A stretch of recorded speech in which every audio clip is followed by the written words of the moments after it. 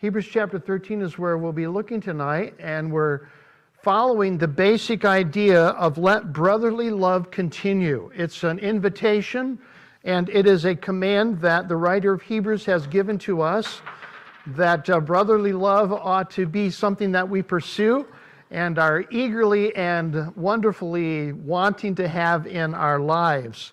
And I do believe that that heading, Hebrews 13 verse 1, let brotherly love continue, is how the rest of the chapter it plays itself out. So it tells us the next thing that we do, we should let brotherly love continue by not forgetting the strangers.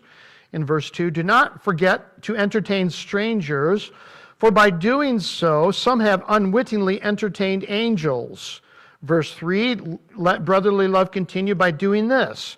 Remember the prisoner as if chained with them, those who are mistreated, since you yourselves are also part of the body. So I let brotherly love continue by praying for and thinking about the believer specifically who is in a prison somewhere, is being persecuted for their faith. I can let brotherly love continue in verse 4. This is our topic for the day.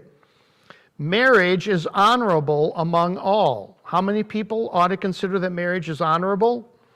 Everyone ought to. And the bed is undefiled. Literally, sexual intimacy is the word that's being used there.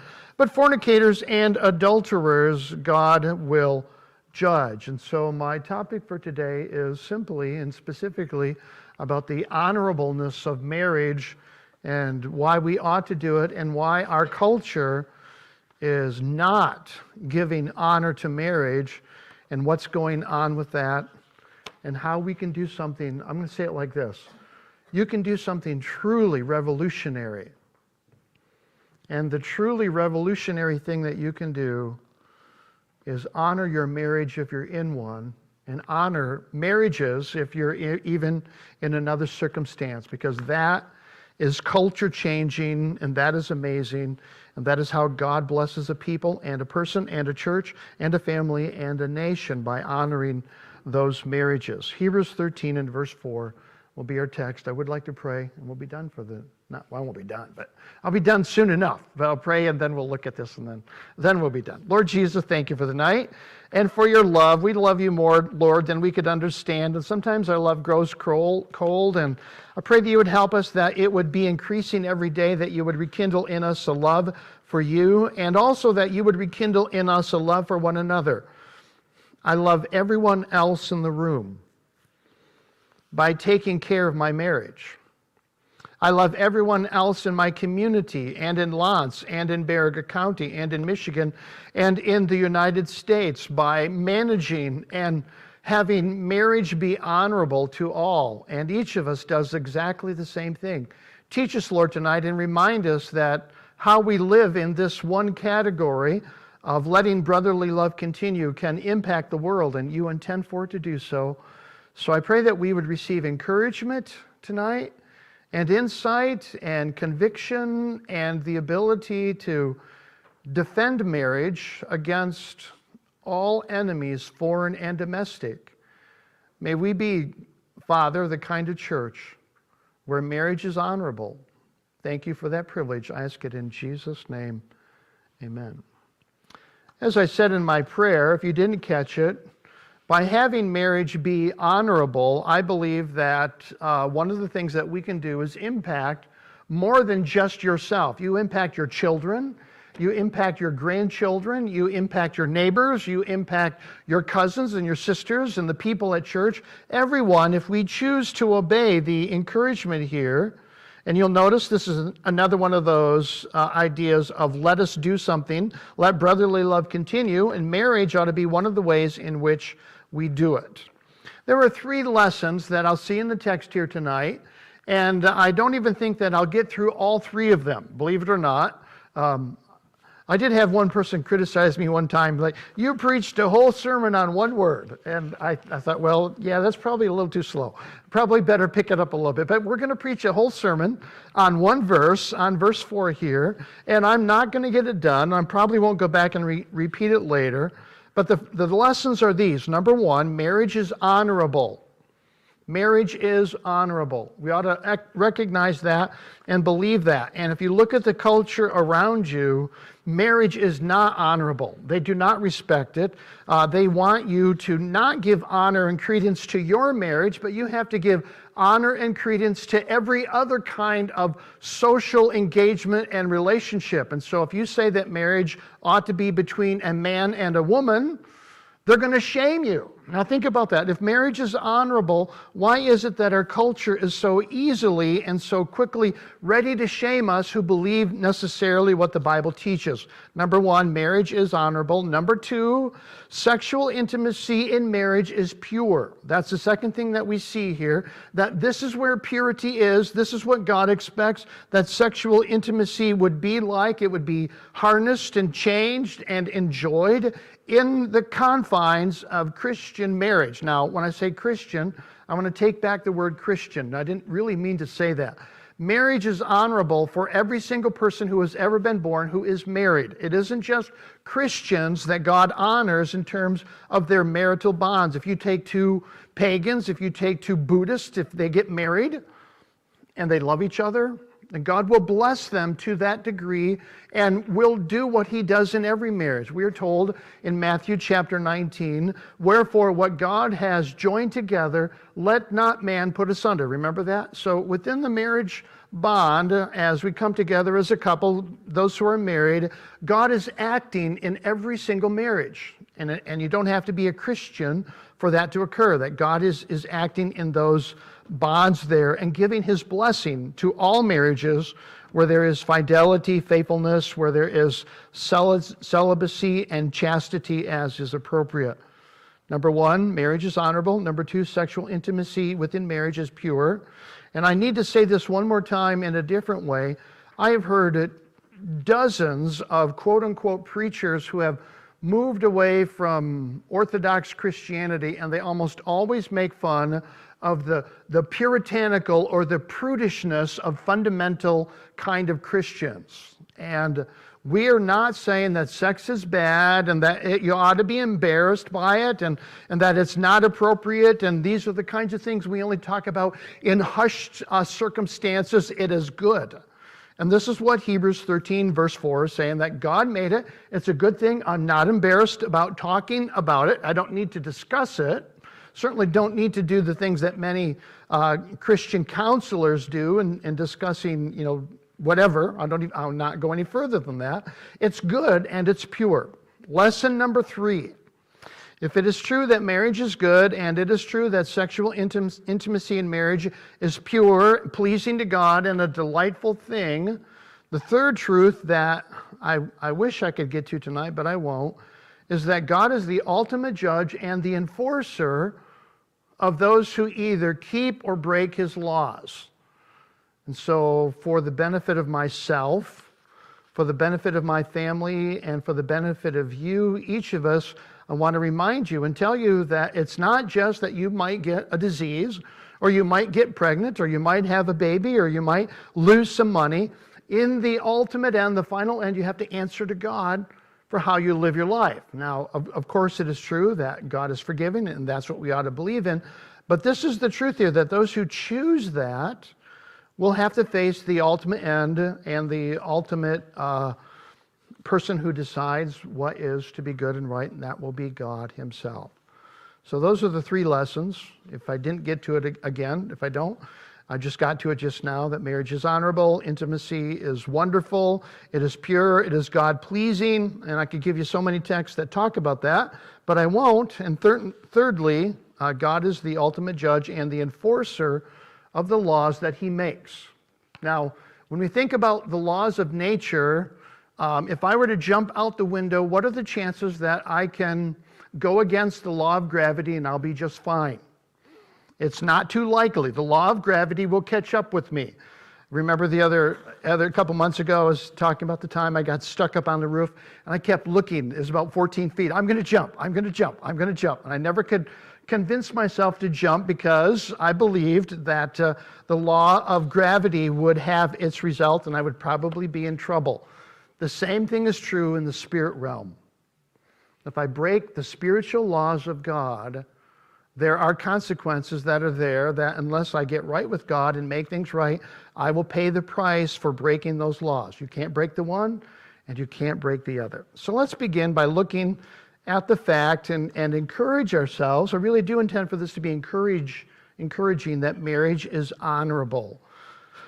Why is marriage honorable? Well, God has sanctified marriage. God has made it something wonderful and important. And the world is, because of God's blessing in marriage, is a different place than it would be if we were just a bunch of animals. If we were like, pigs or cows or any other animal that didn't have this thing, we didn't have this thing known as marriage, how miserable and how awful and how terrible would our life be.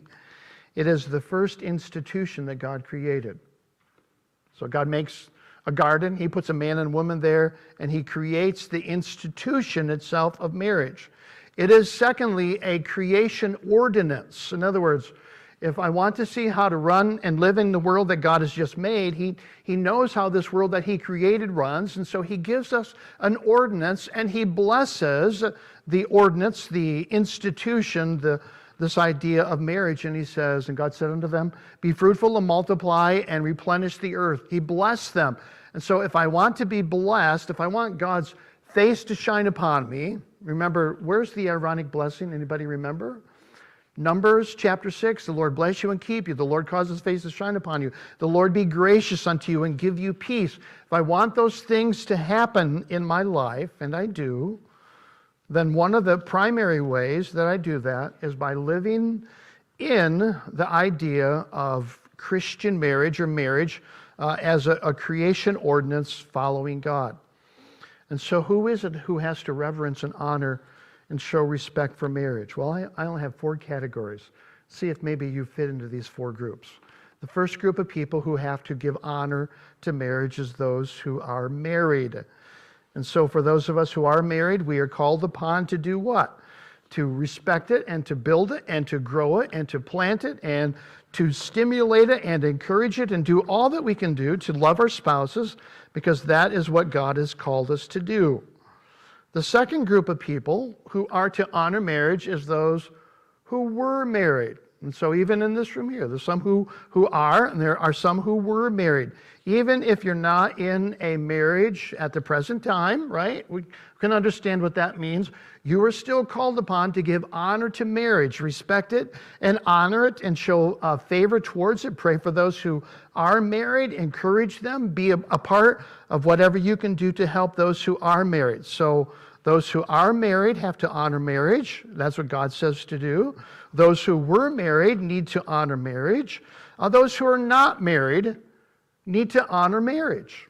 Think about that for just a minute. So if I'm a teenager, right, or I'm a younger person or not a younger person, then if marriage is special, and it is special, if it is something that is unique in the creative order of God, then even if I'm not married, I need to play by the rules and do that which is in accordance with what marriage is.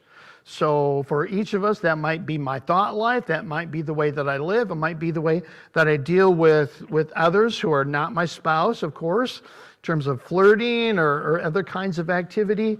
You do know, I think we all know this, that adultery happens and begins a long time before 2 people get together physically. The majority of people who fall into an adulterous relationship do so because of emotional adultery. That they begin sharing things with someone who's not their husband or wife that are the bearing of the soul, and it just seems like so much fun and so enjoyable to be together with them. And the next thing you know, off you go or off they go.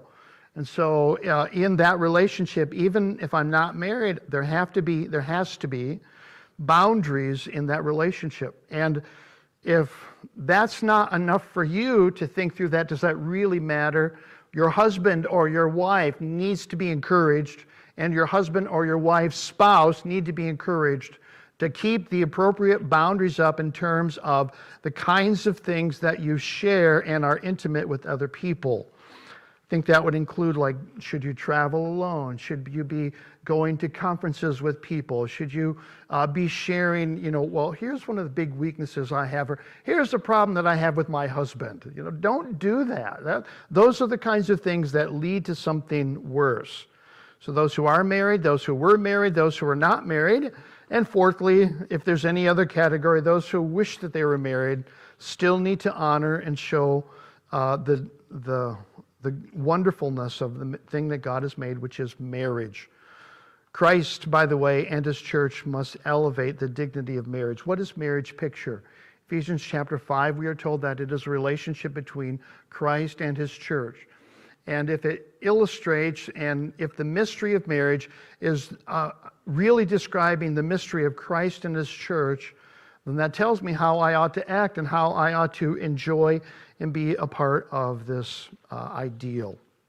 Why is that true? Because if we've ever lived in a time in which society has forgotten what marriage is, now is the time for us to live differently and be a light so that they can see and give honor to marriage. And I'm going to give you, this is where I have a lot of things to say that are more statistical and hopefully are interesting. I believe that each of them will make my point. Marriage rates, by the way, are dropping all around the world. It isn't just in America where we are collapsing morally. All around the world it's happening. We're coming to the end of the age. We're getting to the point where I think Christ is going to return soon. And part of what will happen in terms of being at the place where Christ is to return, the world is going to fall apart. And the world will fall apart as marriages diminish. In the last 30 years, when they've looked at the proportion of, and they just looked at women in this circumstance here, but it's very helpful. Women who are 40 years old, how many times and how often have they been married, or have they ever been married? And in 1980, the proportion of women who were married in America was 4%. So they're wrong. Let me say that all over again. So they went and they found women who were 40 years old, so in that age group, and they asked how many of them were not married. Only 4% in the United States of America had not been married. So the majority of women in that age group were married. What do you think that number is today? Today it has risen from 4% up to 13 or 14%. So 3 times as many young ladies are going into their middle years without ever having been married. So no marriage whatsoever. And that sampling has happened in almost every country in the world. And again, what does that illustrate? Well, that simply illustrates people are not getting married. They're not feeling the need to be married. They're cohabitating, they're having multiple partners, they're doing everything else related to it. We ought to be enjoying and engaging in marriage. In the last 30 years, Australia has gone from 5% of the population in their 40s who was not married up to 15%. Austria from 8%, now up to 20%. Brazil, 30 years ago, it was 9% of the population had not married. Now it's 33%. Denmark, it was 5%, and now it's 21%. France, 30 years ago, it was 7% of the population had not married at 40. Now it's 27%. And I'm noticing some of them are bigger than others. And as I look at the various countries and those who are like abandoning marriage, that's what this is illustrating, they are abandoning marriage. It seems like the countries who are in the biggest hurt or are the most godless are the ones who are abandoning marriage the most. Norway, you can just think of what happens in Norway and the reputation they have. 30 years ago, 6% of the population didn't marry. Now it's up to 27%. In Britain, it was 5%, now it's 22%. In Germany, 30 years ago, it was 6%, and now it is 24%, and other countries are just the same. And so we're witnessing the destruction of families because of their lack of participation in marriage. You all remember the Great Society, LBJ, right? You're familiar of that? A few years ago. I was discussing that with a person downtown the other day, and I said one of the worst things that ever happened to the black community was the Great Society and Lyndon Baines Johnson, because what he did was he began funding women who could have children and not have to marry. Government became their daddy or their husband, if you will, so they didn't need another one. Well, listen to what has happened to the black family in the last 30 years.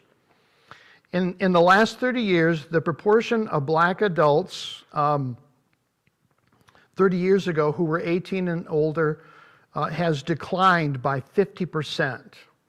In 1970, unmarried black women gave birth to 38% of the live births of black women were from unmarried women. For white people, and that maybe sounds like a bad way to say that, for Caucasians or whatever we should call ourselves appropriately, in 1970, only 6% of the births were from people who were not married. And today, for blacks, it is African Americans, if you will, 72% of the birth rate in black women is of unmarried people. And in the white families, the Caucasians, 29% of the population give birth to children outside of the bonds of marriage. Analysts, people who study marriage, both of the left and right, they all agree that all things being equal, getting and staying married is the most effective way to avoid poverty and is the best way to raise healthy and productive children in society. We're not talking about Christians here, but go ahead, Don. You mentioned that statistic about blacks back in the 70s and starting with LBJ. That was actually a form of income. Right, yeah. The black fathers would have 5 or 6 different houses that they could bunk at. Yeah. And they would have 2 or 3 kids with all these Sure. women, and they would get monies from Yep. the welfare department and Yep. ADC and all that stuff. They would come by and pick up money from them. Right, And that was the decline. And now we're going into something that I think is far worse. right. Which illustrates Trying to take away kids. that government has not honored marriage. That's really the main point of that. Let me give you some benefits of staying married, by the way. 2-parent families are 5 times less likely to be in poverty than single families. Children who are raised in a 2-parent home are 55% less likely to suffer child abuse. They are 44% less likely to be physically abused. They are 47% less likely to suffer physical neglect. They are 43% less likely to suffer from emotional neglect. And they are half as likely to have behavioral problems in the public school system. Boys are only about half as likely to commit a crime leading to jail in their early 30s if they live in a 2-parent family. And so what's happened is our country, and this is where I want to give you 3 names. So we can do this. I want to give you 3 names of 3 people who have been at war with you and at war with our country and have been trying to and have intended to destroy your country.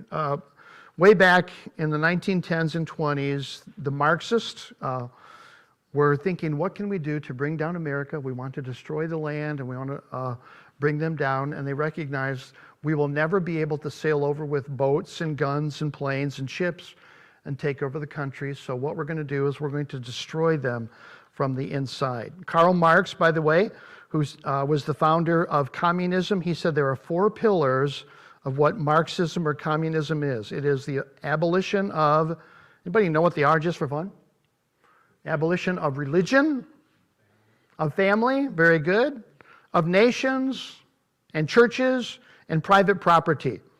And so where did this long war begin? Well, in 1928. So here's a couple of things to write down or at least be familiar with. In 1928, there was the World League for Sexual Reformation. And in that year, they got together and they decided what they were going to do.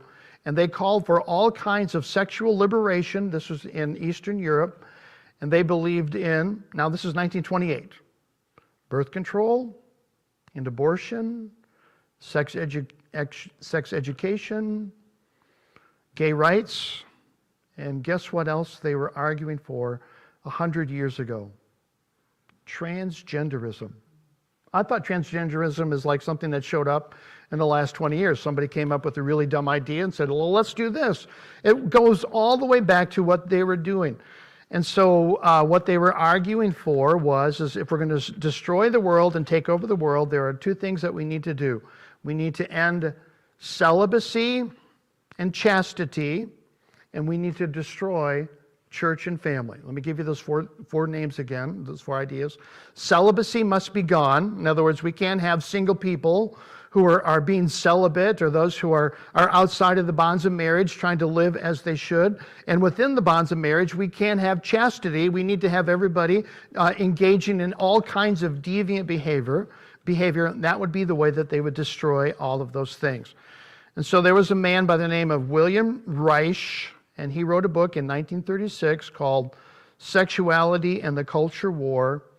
And he argued for pedophilia, he argued for incest, he argued for sodomy, he argued for homosexuality, he argued for transgenderism, he argued for lesbianism, he argued for everything except for traditional marriage. And he was the individual who influenced two other people. Herbert Marcus, you need to know him. Herbert Marcus lived in Germany in 1932, 1933, and in 1934, here's what happened. There was a guy by the name of Adolf Hitler who came to power, and he didn't like Herbert Marcus because he was a different kind of Marxist. And so Herbert Marcus and his think tank of the Frankfurt School said, well, we need to find somewhere to be. Where can we be where we can influence the world and keep up our plans to change the world and mold it into our image? He moved to a place called Columbia University in the United States, and Herbert Marcus, as an American for 20 years, argued and wrote and traveled around all of the major universities in the United States, trying to convince as many kids as he could convince that you shouldn't listen to your parents, that your parents are dumb and they're stupid, and you shouldn't, follow Christian morals, and that you ought to do whatever feels good. And he convinced a whole generation of kids all the way into the 1960s that this is how they should live. Now, here's the thought to understand in terms of Herbert Marcus and what he taught at Columbia University. We typically think that Woodstock, like, hey, some kids got together, let's go have a concert. What a great idea. Have you ever thought of how many things were required for there to be this movement of teenagers and 20-somethings all the way across country to have a concert where everything went and they were naked and all kinds of stuff? It didn't happen just because a bunch of kids got together and said, let's have a concert. It happened because this guy and people like him were telling them, this is what you need to do, and they encouraged them to go and move into the idea of free love. Now let me stop and talk there for just a second, because if you watch television today and you hear about free love and sexual morality and how we should live, we typically just think, well, that's just a result of stuff. It is nothing other, and it was nothing other than Marxism being pushed to our kids. So you all have kids, and you have grandkids, and you have nieces and nephews, and we all know people who aren't married, don't feel like they need to be married, and they're cohabitating and all those stuff. And you would say, well, do you really want to be a part of Marxist ideology? And say, well, we're not a part of Marxist ideology. We're just doing what we want. We're having fun. Yeah, thank you. However you should say that. And it is literally the propaganda taught by the Marxists that have spread into America. One more person I got to mention, and his name is Antonio Gramsci. So you ought to know William Reich, Herbert Marcus. Look them up on the internet if you don't know them or have never heard of them. And you ought to know Antonio Gramsci. Antonio Gramsci was a Marxist who died in prison. Mussolini didn't like him, put him in prison. He died there. But he wrote prison letters, and he described all of the perversions that he believed were appropriate, because he said this: churches, this is his thinking, churches must be transformed. If America is to be overtaken, churches must be transformed into ideology-driven political clubs where the stress of the church is on social justice, egalitarianism, and worship needs to be trivialized into entertainment with an abandonment of doctrine. Now see, you thought that social justice is something that somebody just thought of it a few years ago. He thought of this in the early 40s, sitting in jail in Italy, and he argued that that is what needs to happen in the United States of America if America is to be overtaken by Marxists. So were they successful?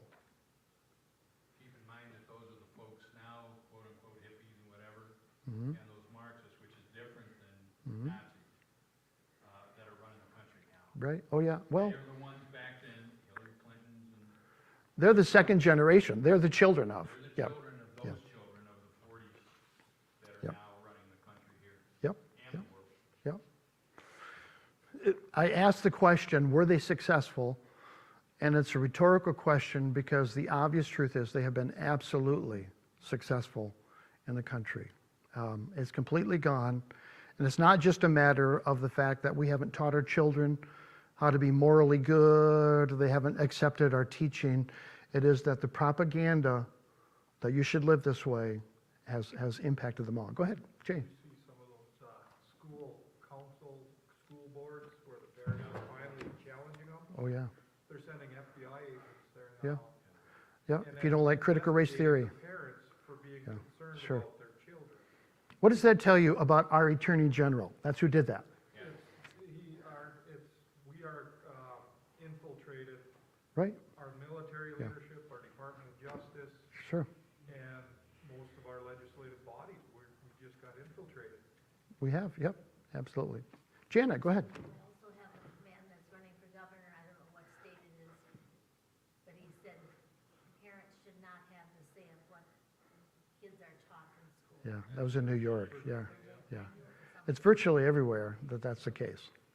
So let me make a final plea or two, and I think I'll call it good for tonight. I've got a lot of statistics on how being faithful helps women, and how being faithful in marriage helps men, and how being faithful in a marriage helps children. There's a lot more of them that I could read, but here's what it is. You're probably all upset that these are Marxist ideologies that have impacted our country and people, and so that's a reason for us to do that which is right and be different. But here's what I want to say. It's not Marx that we're worried about. Marx is not the problem. It happens to be Satan in that world. And so if I love our country and you love our country and we want to prosper and grow, if you could be upset at the fact that that kind of propaganda has impacted our nation, how much more should I be upset that Satan has had the ability to blind a whole generation of people to live in an ungodly way? That is really the truth. And I'll open it up for a word here in just a minute. The final thing that I want to say is living faithfully in a marriage is a revolutionary act. Do that to fight back against the revolution of Satan and any other group who intends to bring down that which is good. Did you have something you want to say, Wayne? Go ahead. Could we maybe say that this is the spirit of the Antichrist blooming in this country? Oh, it is, yeah. It's ultimately satanic. That's why I wanted to say we're geared towards political, but it's a spiritual war that we are losing, have lost. Yeah, I know he's there, but I couldn't make the connections today. Yeah, yeah. So Current now than they were back in the 30s and 20s. I mean, this actually started back even before that, but Woodrow Wilson and his government. right. Oh yeah, yeah. The whole progressive part of movement. The Yeah. United States with Yep. the indoctrination and so forth. And I think the key for the newer generations and the youngsters and stuff today, the kids that are in high school, even in college, is for parents to pull them out. Pull them out, teach them at home. Somebody said they were talking about taking over a building in Aura for a school on Sunday and so forth. Those are things Mhm. that They don't have kids, they don't have money because it's all done based on school counts. Mhm. And you take that away from them. Sure. And if you stop paying for your kids to go to college, if you don't like what they're being taught or what they're coming home with, Mhm. you stop paying for their college. Let them go to work. Let them take out the loans that they're going to be indebted to forever unless they give them free college. And you stop paying for them. You want to be on your own? You're on your own. Mhm. You're over 18. Sure. But get your kids and your elementary kids out of that indoctrination situation. Right. From today's school unions, student teacher unions, and things like that. Or we will have even a harder time if we have a prayer at all. Right. I agree with that. I'm not disagreeing with that. But more important, You want me to go? no, I agree with that. But more importantly is, if I want to be a true revolutionary, I need to remember that marriage is honorable to all. By upholding marriage in whatever circumstance I'm at, I will do more to impact the world than those other things which we should also do, of course, along the way. But that's, go home and kiss your wife. Go home and do all that you can do kiss your husband too. That's right. I saw a couple people there. Kiss your, whoever it is. And by doing those things, you will be a countercultural revolutionary for Jesus Christ. Thank you, Lord, for the night. Opportunity to look into your word. I pray that each thing that was said tonight is pleasing to you, and that you would help us to be lights in a world that is dark. Thank you and give us insight. We ask it in Jesus' name. Amen.